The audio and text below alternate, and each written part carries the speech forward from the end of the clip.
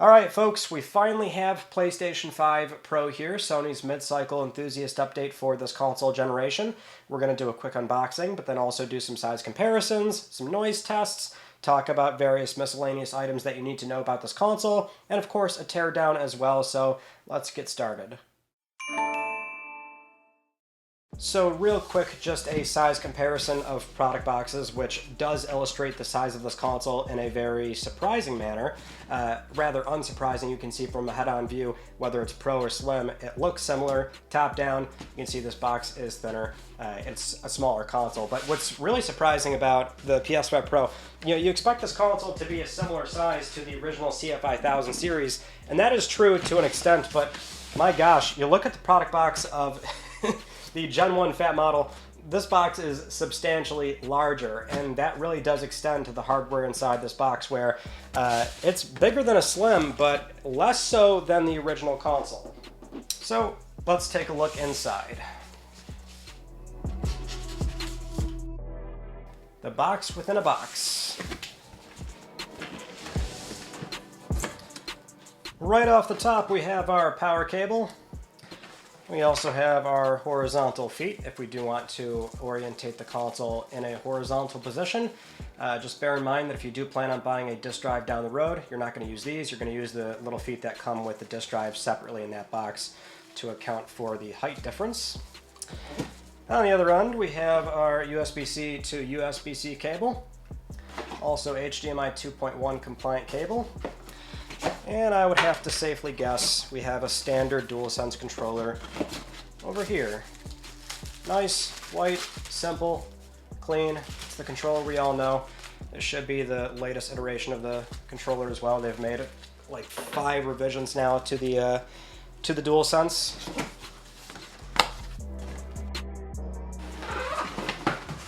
And just like that, very simple packaging.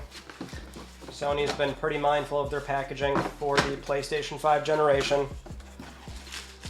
And the money shot we all enjoy when we buy brand new products, especially ones that feature very shiny but very fragile black plastic. Our PlayStation 5 Pro looking pretty spiffy, and a lot lighter than you would expect compared to, again, that standard PlayStation 5 model. So that's it. That's what you get in the box right there. All you need is your wires, controller, and your little feet if you want to put the boy sideways. Of course, if you want to buy a vertical stand, you can do that. We'll talk about that in a second here, but let's talk about the size of the console. Alright, there is our family of PlayStation 5 consoles so far. We've got our Fat Boy, Slim, Pro. Really is miraculous just how much more similar the Pro is to the Slim than the standard Fat Boy here. Because the Pro, I mean, we knew dimension-wise it was very similar to the Slim just from basic product shots and some of the real-life photos, which the contention there was if we could swap covers back and forth, which we'll also talk about that in a second. But really the console is just slightly taller. But in terms of thickness, a little bit thicker. It really is, the sheer volume of Pro is much less so than the original Fat model. If the sheer size of this console was what was bothering you, that might be just a little benefit if you're considering jumping from this machine over to the Pro. Now, full stop, PlayStation 5 Slim was still catching a lot of strays at the time for not being slim enough, because it is still the kind of console where, as it stands, with or without the disk drive, the footprint and size of it is still very large compared to basically every other console we've had so far. So by proxy, the Pro being a little bit larger than the Slim, it's still a machine where you will have to be mindful of where you're going to place it, especially if you do want to do vertical. In terms of the vertical height, it's very similar to the standard machine, or the original Fat model, I should say. So you're not really saving that much space per se. It's still a machine that is large and in charge.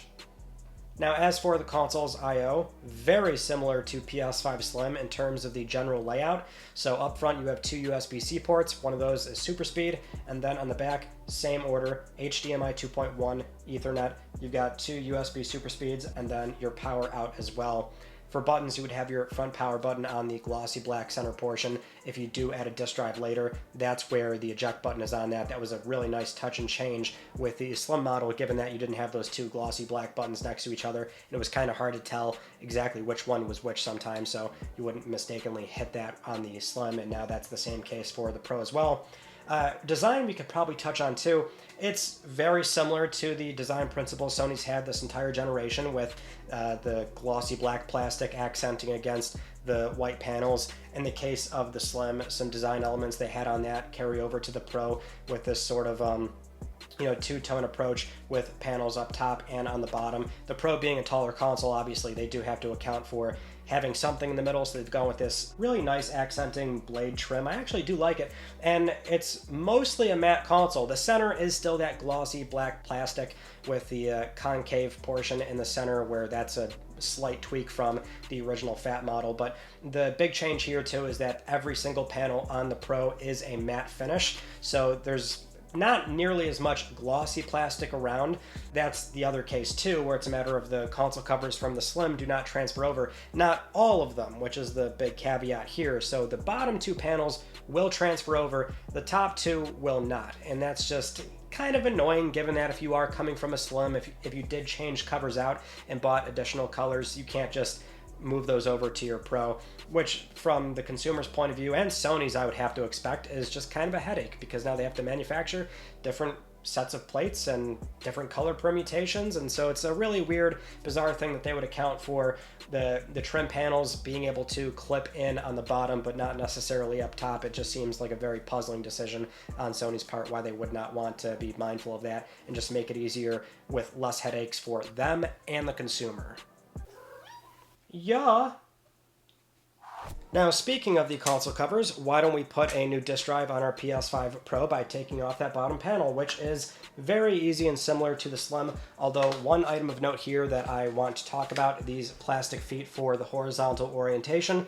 They're in there a lot more snug versus the Slim, which is good. That doesn't quite address my problem with the Slim in that I don't have an issue with the plastic feet themselves, but rather they're just not in there tight enough to offset the issue with the bottom, where you've got these plastic PlayStation buttons that are pressed out because they're acting as feet for the console, but they're plastic, they're not rubberized. So you have this weird issue where even if the feet are in there kind of okay, if you're touching the front of the console for maybe plugging something in, there's some ever so slight give to it. At least on the Slim, sometimes if you push it like hard enough, the feet actually can skirt out of position or something. So it's not a major issue in the grand scheme of things, but that makes it a little bit better on the Pro.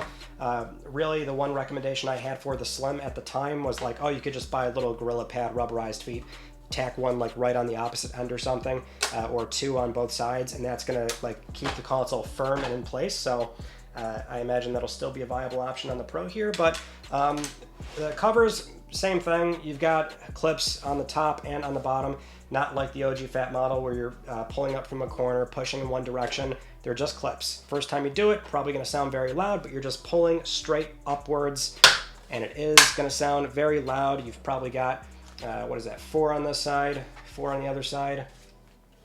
And here's what we can also talk about right away, is this little bay right here for the CR2032 battery. Sony has added this bay to where you can now easily replace this. It's user replaceable. Really good stuff there. Now, the battery doesn't die often. I mean, we're talking a 10-year plus lifespan typically, and even when it does die, it's only there to track time on the console when it's turned off and rest mode, things like that. But it is still there, like for PlayStation hardware, to track trophy timestamps as well. There was an issue a while ago for PS4 and PS5 where if that battery died and you also could not connect online, you would not be able to launch your digital software. Now, Sony fixed that with a firmware update on PS4 5. Still not PlayStation 3, which is a problem for that older legacy console, but I digress.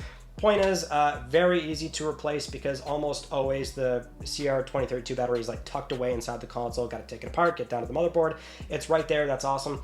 Top portion, this is where we do have our M.2 bay and also the fan assembly if you're looking to clean that out as well. But I have noticed with this, gotta really clip that bad boy in. Now the drive, simple stuff. Front two little entry points right there. Start from there. And then, bam, and then our cover as well. And that should be good to go. And now we can also address one thing that's been going on with the, I guess, misinformation surrounding the drive registration process. So from what I've tested, Pro does not do anything different here, but this is still an opportune time to explain how this works, because disk drives will not function without that one-time online registration. Out of the box, this PS5 Pro is on firmware 9.40, and when connected online, the console required the latest firmware before allowing me to pair the drive. Once updated and once online, you can register the drive. It's a very quick, one-time thing. This is the only time it needs to be done if you don't move the drive somewhere else. So for example, I went offline, not signed into PSN, just a guest account, and I was able to fully install Spider-Man 2 from disk and launch it. It's a one-time online handshake. Then the console can be as offline as the original model in theory. The issue is you cannot register multiple drives, and you cannot just swap them between consoles expecting them to stay registered. The second you register a drive to a different console and then try to switch it back to the original, you'll be asked to register it again. Think of it as overwriting a single save slot. A drive is always overwritten when connected to a new console. The missing context here is that the drive cannot mount games on its own. It needs decryption keys that the console also will not generate on its own, but your console ID is part of the hash.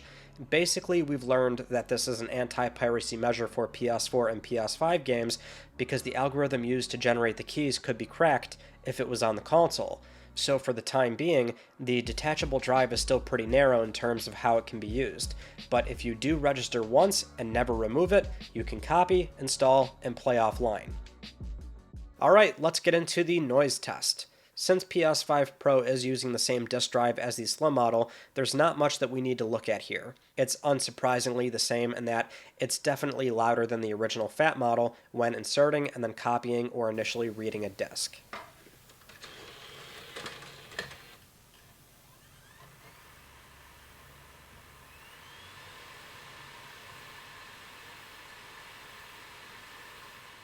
But we can still check for coil whine, the slight buzzing you may sometimes hear from the power supply when playing a graphically intensive game at a high frame rate. Usually the frequency of the buzzing will change immediately when changing from performance mode or suspending software. In the case of PS5 Pro on Spider-Man 2's Performance Pro mode, the coil whine was immediately present.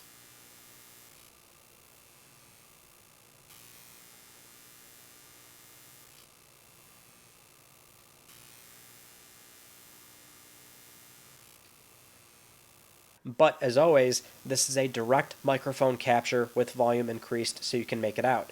In practice, it's similar to the Slim in that the noise was very faint, and you have to be very sensitive to the noise or be right near it to make it out. It's definitely not as bad as the original model, but it is still there.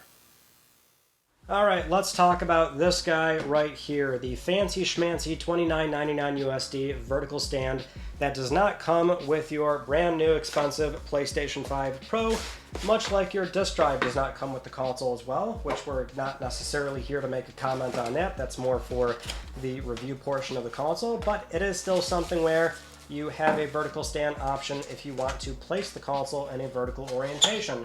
And this is the portion where I do have to be that guy, at least in terms of historical relevancy and what PlayStation has typically done. You know, almost always it is a circumstance where they sell the vertical stand. They've done this for many PlayStation consoles now at this point, so it's never something that was ever guaranteed per se, not to excuse their behavior with this machine. Obviously, it was great that you had a dual purpose stand on the original CFI 1000 series Fat model, and so that, you know, made sense at the time. But in this case, if you want to keep the console in a horizontal orientation, you've got the plastic feet. Vertical, you can buy this stand. And, you know, my opinion here has not really changed from the Slim in that you don't need it if you have the disk drive. Now, it does help, obviously, given that it's got plastic rubberized feet on the bottom. So, you know, you don't want this to be in a circumstance where you can easily push it or knock it down or something like that. Digital, however, that's where my opinion is slightly different. See, the thing with the digital console is that maybe it's not as pronounced as it was on the 1000 series, but it's still a console that's very thin and it's tall, so it's just, it's very prone to being knocked over without that ring on the bottom to keep it planted. It's not as top heavy as that CF5000 series, where I would not feel comfortable at all having that console in a vertical orientation without the stand, but it also comes with it. In this case, it's not as top heavy, sure, but it's one of those things where if you're gonna do digital and it's vertical, you might want to go out and get the stand. It blows, but at the very minimum, it is there to protect your investment. And you probably know more than I do if you think you would need this, considering if you have kids around or cat walking around, something like that. Just bear that in mind. And the stand is dual purpose in that this is a one size fits all. This can fit on every PlayStation 5 model, slim, and also that fat boy as well, if you do say want to swap out the big chunky plastic stand for this more sleeker, low profile one, which again, it looks nice, just sucks that you would have to buy it or feel the need to buy it if you're doing digital only. But physical, if you have a disk drive, I think you're good. Alright, let's talk about the Teardown. This console is using what appears to be a slightly different but close enough 19-blade fan, same size as the one found in the Slim.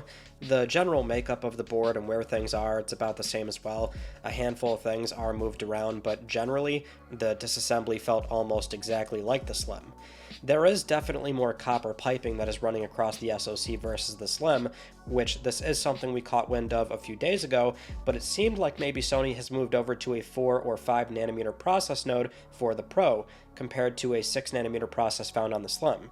And sure enough, the die does appear smaller. I think we've got a die shrink for the Pro, which, given the expected thermals that Sony has to offset on a Pro, and the size of the console at a glance not being overly large or having some kind of massive cooling overhead like we saw with the OG model, this does explain a lot. That, and it also explains the pricing. As we've discussed, this is a low-volume console for enthusiast buyers. Sony has no pressure to subsidize this console like it's a new generation, but it's instead focused on profit. This is speculation on my part, but perhaps there is a better yield here that's helping them price the console the way that it is, which leads down to the console size, weight, then the product box, cost to fulfill to retailers, etc. But the important thing is, a smaller process size does mean the console can comfortably offer better performance and efficiency, staying within hopefully expected operating temps. Thank you so much for watching. I hope you found this useful, and we'll be doing more PS5 Pro coverage, like actually playing some games, so be on the lookout for that. But otherwise, that's it. I will see you all in my next video. You take it easy.